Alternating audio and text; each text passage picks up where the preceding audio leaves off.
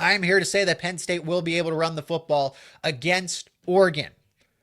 They've proven it in the past, and they're going to be able to do it again.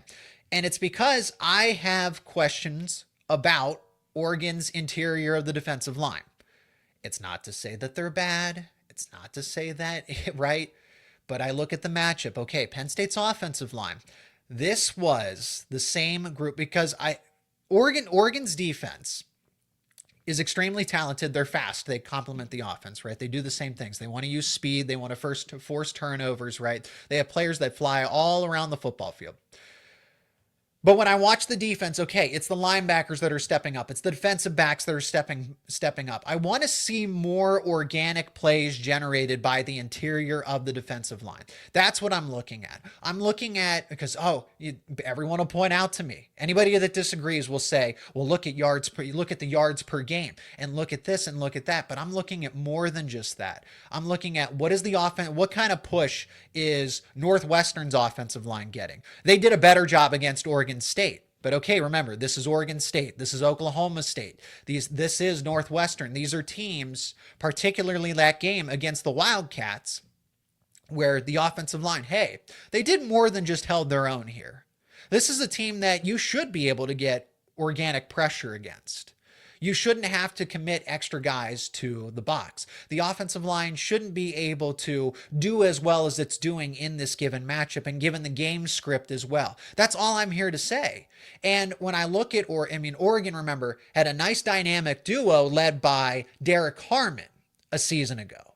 First round NFL draft pick by the Pittsburgh Steelers. So you lose two key players in the middle of the defense, two starters. Now, Oregon is certain, they ended up winning a battle. Penn State certainly would want a player like Bear Alexander right now playing for them and being an added defensive tackle depth. Well, they won that battle in the transfer portal. So that's one player. Bear Alexander is going to be a key contributor this season for Oregon and is already making an impact. But it's that interior of the defensive line. Does Oregon need to overcompensate at points and times if Penn State's going to run inside zone? I think so. I think they're going to have to commit linebackers. Bryce Betcher, for example. Betcher's one of those players that is all over the football field. You have to identify him on a play-by-play basis. Where is he? Where is he going? Aller versus Betcher, that, a little bit of a mini chess match because I know it's mainly the coordinators. It's going to be Andy Kotelnicki, going up against Oregon's defensive coordinator. But Betcher versus Aller in that, to make checks on the defense versus the offense, it's going to be that battle within the battle, right? So that is where I look at Penn State and say the offensive line from that Big Ten championship game that nearly ran for 300 yards, mind you, 300 yards. 80% of the offensive line is back from that game. The two running backs that ran for 100 apiece are back from that game. The two defensive tackles that were really good and allowed those yards are not back from that game, is my point. Penn State's offensive line is in a really good spot. Oregon's defensive line is still, the defensive ends, pass rushing situations. Mateo Uiagalelei, Tatum Tuioti, they're primarily pass rushers, but they set the edge. They're not liabilities in run defense. My argument is that Penn State's offensive line is better than the setup that Oregon has. Okay? And if you have to overcommit the linebackers, the defensive backs, just to stop the ground game, that's where Penn State play action, plays to the tight ends, a deep ball to Devontae Ross over the top just to keep those defensive backs honest. That's where those plays can happen. Okay? So that's my point, is that I wanted to see, and I saw it a little more against Oregon State, not necessarily against Northwestern, but competition.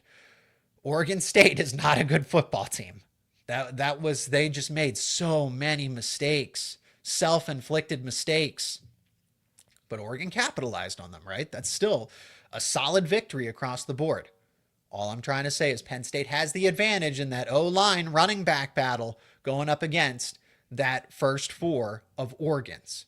And they're going to have to do that. They're going to have to commit to the ground game. I already mentioned the linebackers there, right? Led by Bryce Betcher. He's impact player, key player. I know people would argue Uiagalelei, Tuioti, maybe as the best players on this team. Thieneman in the back end of the defense. We'll talk about the secondary here. I think it's Betcher. Just because of the things that he does, he may not be necessarily the most talented player, but it's the combination of size, speed, play recognition, cerebral player. That is what I think of with Bryce Betcher, all over the place for Oregon. He makes this, and he's leading the team in tackles right now. So he makes the defense go. As for the secondary, so the secondary got an extreme makeover through the transfer portal. Completely new look. Of course, they get talented players, and they all complement each other well. They've also had some injuries to the secondary. They're playing a lot of young players early. Now, these are former high-end 4-stars and high-end and 5-stars as well. Naeem Offord is playing a ton. I'm surprised at this. I really thought that Brandon Finney would go through a red shirt, but he's playing a ton.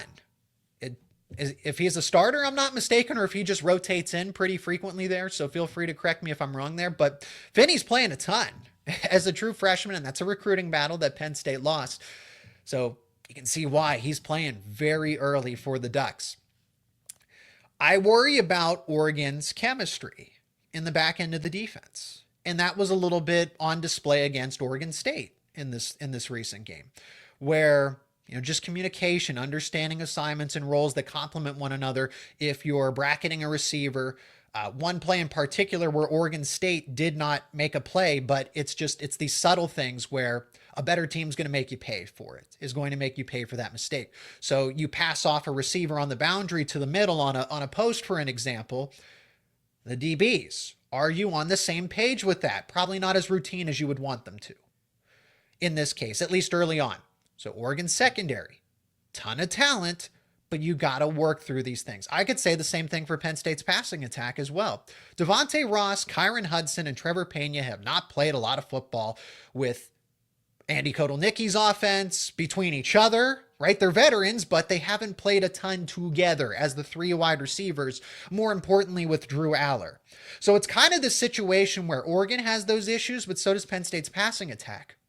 Which team's going to be further ahead at that point in time?